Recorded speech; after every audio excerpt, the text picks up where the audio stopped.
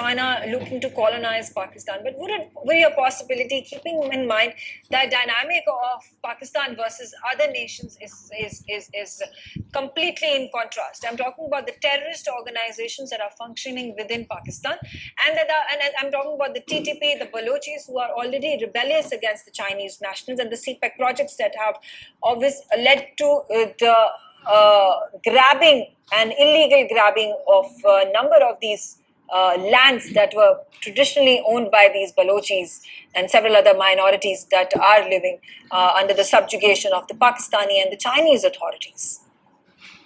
Thank you, Megha, for underlining the challenges that lie ahead of China's investments into Pakistan.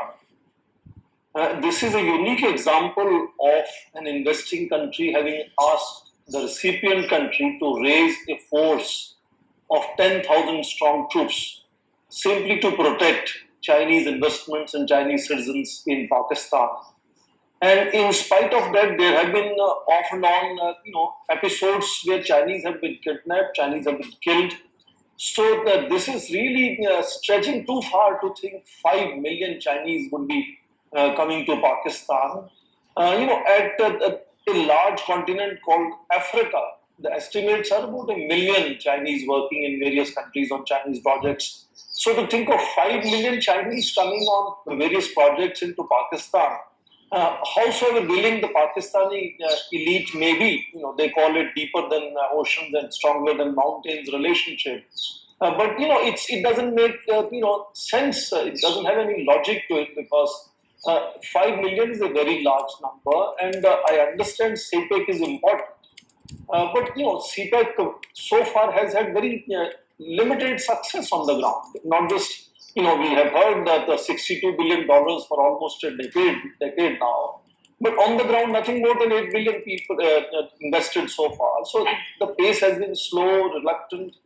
So I think it's simply to, grab headlines for his own university that a particular vice chancellor decided to throw up this large figure of saying, we need to work with Chinese to build, collaborations in teaching and education.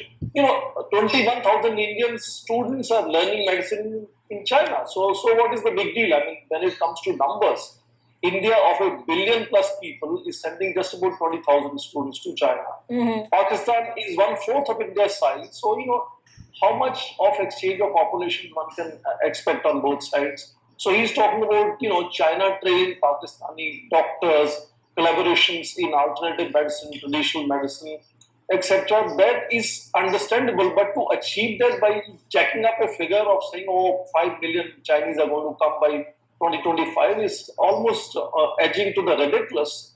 Because even if we assume that this whole Eurasia will be connected using Chinese connectivity of rail, road, air, water, etc., etc. Right. My question. Okay. It might be a tall